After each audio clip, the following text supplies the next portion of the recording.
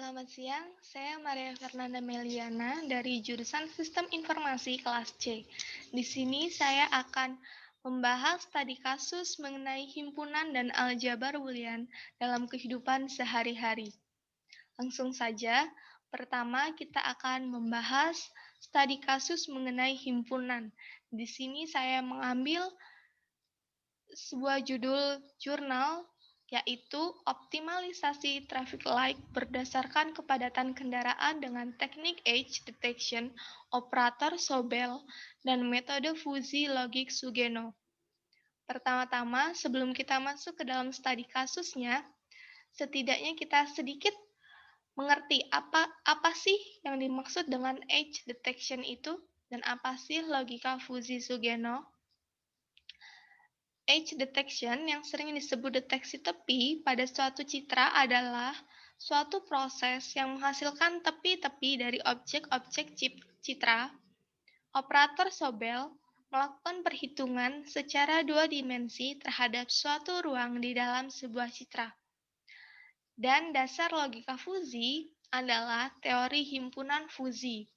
Sedangkan himpunan fuzzy sendiri merupakan himpunan yang anggotanya memiliki derajat keanggotaan bilangan real pada selang 0,1. Dan logika fuzzy Sugeno berupa konstanta dan atau persamaan linear. Untuk mencari hasil dari logika fuzzy Sugeno, kita harus menentukan nilai dengan metode edge detection dan operasi Sobel, menentukan himpunan fuzzy, menentukan fungsi keanggotaan, pembentukan rules, dan difusifikasi. Langsung saja, yang pertama, analisis data deteksi tepi citra. Seperti yang sudah kita lihat, di sini tertera gambar mengenai deteksi tepi citra dengan kondisi kendaraan.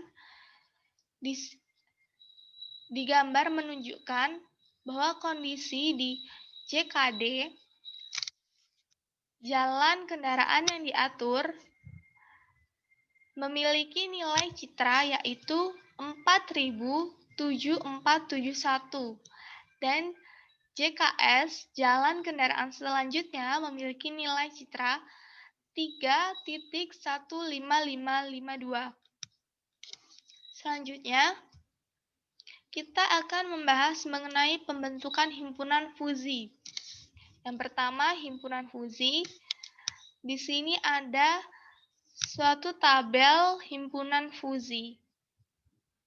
Pembentukan himpunan fuzzy sendiri terdiri dari dua input, yaitu JKD, jalan kendaraan yang diatur, dan JKS, jalan kendaraan selanjutnya, dan memiliki output yaitu LH, lama lampu hijau.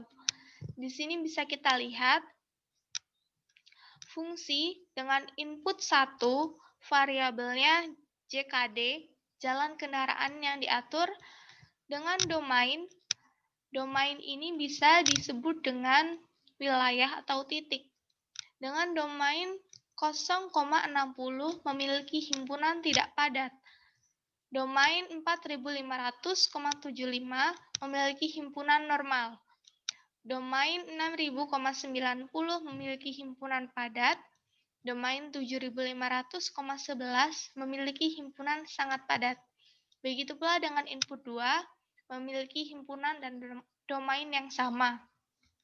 Untuk outputnya, dengan variabel lama lampu hijau, ini ditentukan dengan keadaan himpunan.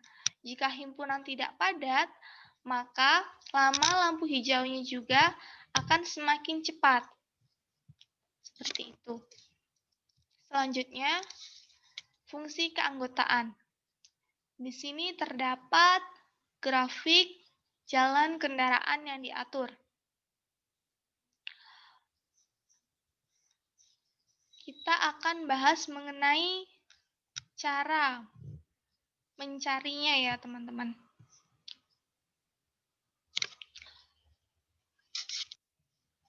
Di sini kita akan mencari yang TP. Sebelumnya ini di grafik ini terdapat 4 parameter, yaitu TP, N, TP, SP. TP itu tidak padat, N normal, SP sangat padat. Yang pertama kita akan mencari TP. JKD 6000 dikurang 4747.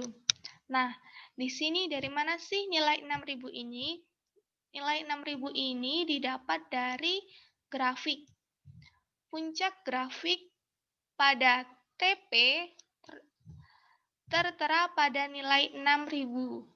Dan 4747-nya ini merupakan nilai citra yang dihasilkan yang didapat dari analisis data deteksi tepi citra.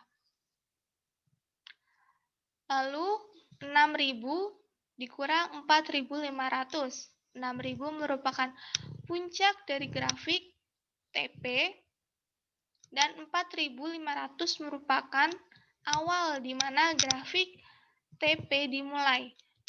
Di sini 4500. Jadi hasilnya 1253 per 1500 dibagi menjadi hasilnya 0,836. Untuk yang normal sama seperti sebelumnya, hasilnya 0,164. Untuk yang padat dan sangat padat, 0. Selanjutnya, kita akan bahas grafik yang JKS, jalan kendaraan selanjutnya.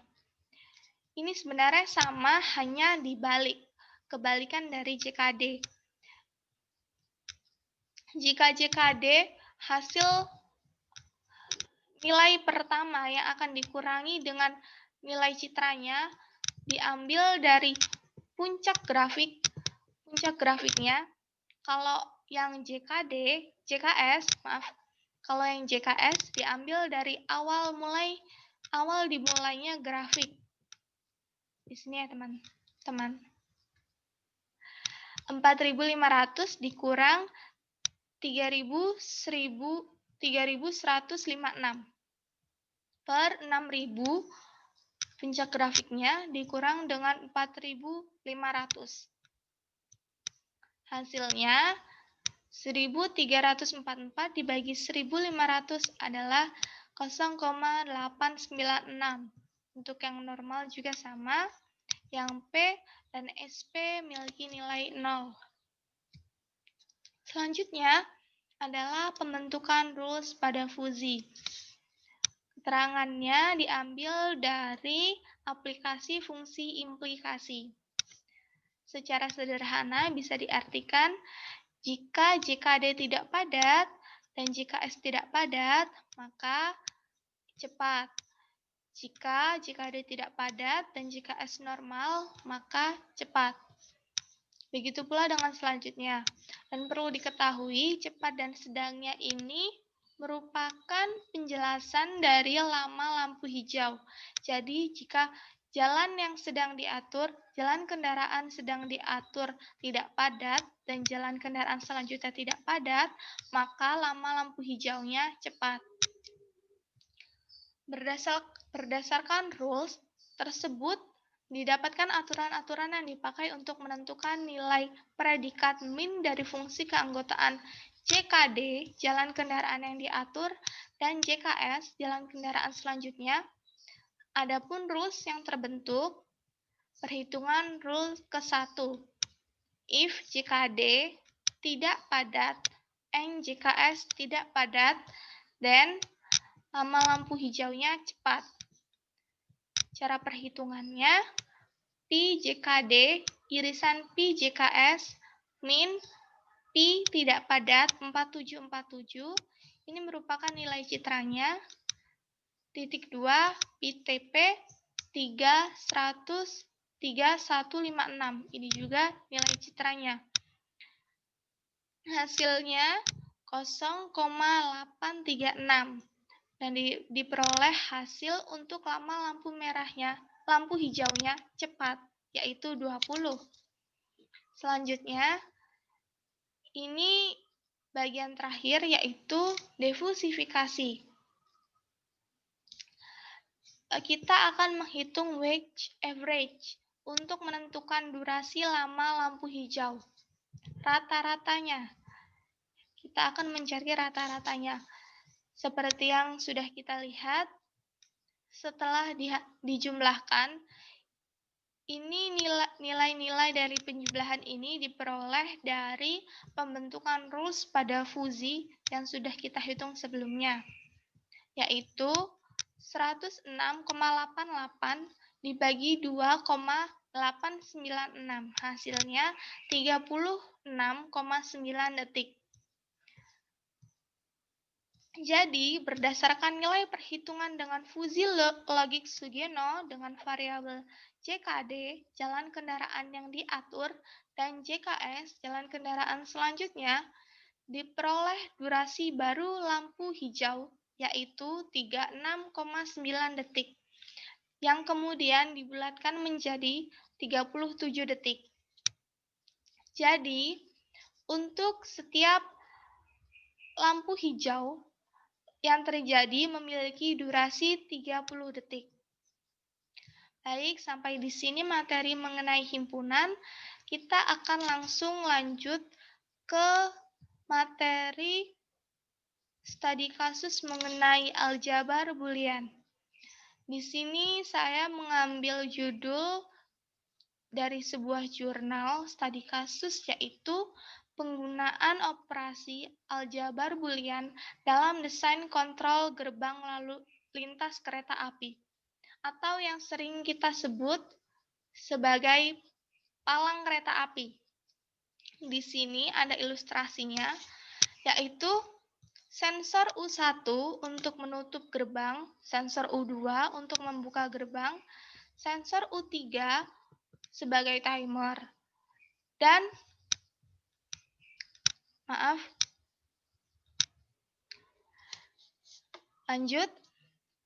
dan desain sistem terdiri dari 4 state atau S. S1 gerbang di atas, S2 gerbang di bawah, S3 gerbang menuju bawah, S4 gerbang menuju atas. Untuk menentukan rumusan aljabar Boolean yang terdapat 3 gerbang, yaitu gerbang NOT, AND, dan OR. Di sini kita akan satu persatu membahasnya. Yang pertama yaitu gerbang NOT. Dalam aljabar Boolean, gerbang NOT dapat dinyatakan dalam persamaan Boolean yang variabelnya bernilai 0 atau 1. Dalam matematikanya dapat dituliskan sebagai berikut. Y sama dengan NOT A atau Y sama dengan komplement A. Dapat kita lihat di tabel kebenaran, saat nilai A 0, maka nilai Y-nya 1. A 1, Y-nya 0. Jadi, secara sederhananya, nilai Y merupakan komplement dari nilai A. Selanjutnya, gerbang N. Dalam aljabar Boolean, gerbang N dapat dinyatakan dalam persamaan Boolean. Secara matematikanya dapat ditulis Y sama dengan A N B atau Y sama dengan A dikali B. Dapat kita lihat di tabel kebenarannya. Jadi, hasil dari Y merupakan hasil perkalian dari A dan B. 0 dikali 0, 0. 0 dikali 1, 0. 1 dikali 0, 0. 1 dikali 1, 1. Selanjutnya, gerbang OR. Dalam aljabar Boolean, gerbang OR dapat dinyatakan dalam persamaan Boolean sebagai berikut. Y sama dengan A OR B atau Y sama dengan A plus B. Jadi, hasil dari Y merupakan hasil penjumlahan dari nilai A dan nilai B. 0 ditambah 0, 0. 0 ditambah 1, 1, 1 ditambah 0, 1, 1 ditambah 1, 1. Di sini nilainya ya teman-teman. Selanjutnya,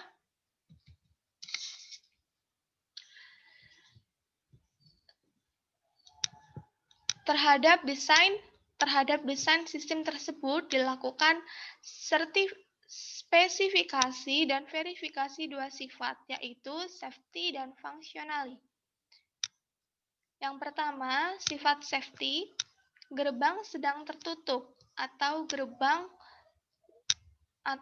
tertutup dan kereta berada di sekitar gerbang.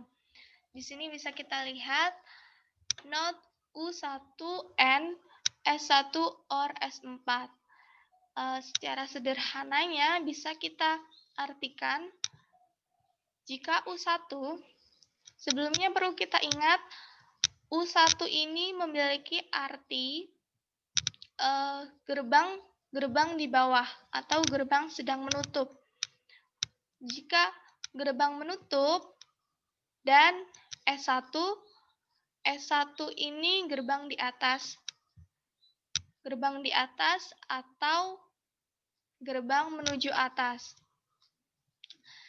Jadi ini bisa kita simpulkan merupakan runtutan ketika kereta menuju atau kereta mulai mendekati palang kereta api.